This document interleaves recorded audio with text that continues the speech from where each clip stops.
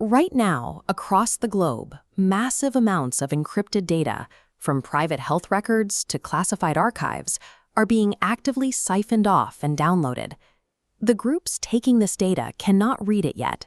It remains secured by public key cryptography, dependent on prime number factorization that would take conventional computers thousands of years to resolve. Instead, they are executing a strategy of store now, decrypt later, hoarding these encrypted archives until processing power reaches the necessary threshold. That threshold is approaching. While classical decryption capabilities remain stagnant, the projected power of quantum processors is climbing exponentially, with industry analysis identifying 2030 as the point where these machines can successfully break mainstream encryption. Because of this technological deadline, the security protecting our digital lives has an expiration date. To understand why these machines can resolve those cryptographic problems, we have to look at the physics driving them.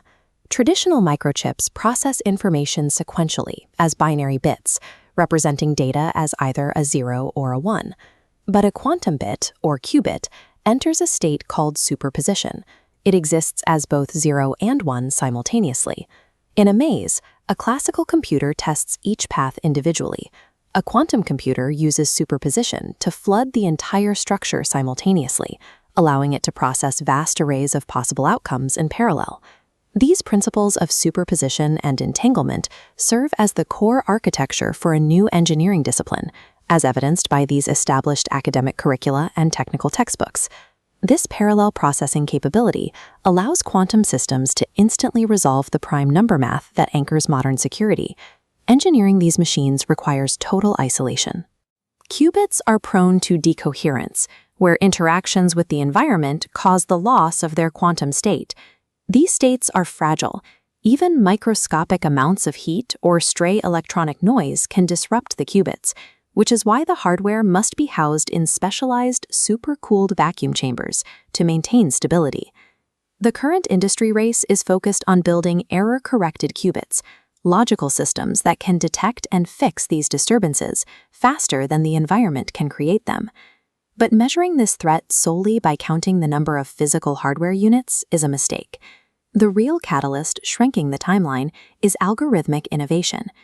Recent breakthroughs demonstrate that specific software architectures can simulate the work of thousands of physical qubits using only a fraction of that hardware. By optimizing how the gates interact, these algorithms reduce the physical qubit count needed to factor large integers, effectively bypassing years of hardware manufacturing challenges. Because software leaps happen independently of hardware production, the 2030 projection is fluid. A single innovation in logic can pull the arrival of cryptographically relevant quantum systems years closer than currently anticipated. To survive this shift, global infrastructure must move away from traditional prime number algorithms like RSA. The defense is a transition to post-quantum cryptography, or PQC, a suite of systems designed to remain secure against both conventional and quantum processing power.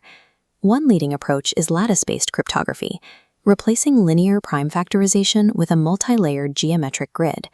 Locating the hidden vector in this high-dimensional coordinate system is a distinct mathematical operation. This complex structure locks even a quantum computer's parallel processing wave from efficiently finding the solution. International bodies and government agencies, such as the NIST Boulder Laboratories, are already finalizing these quantum-resistant protocols for global standardization.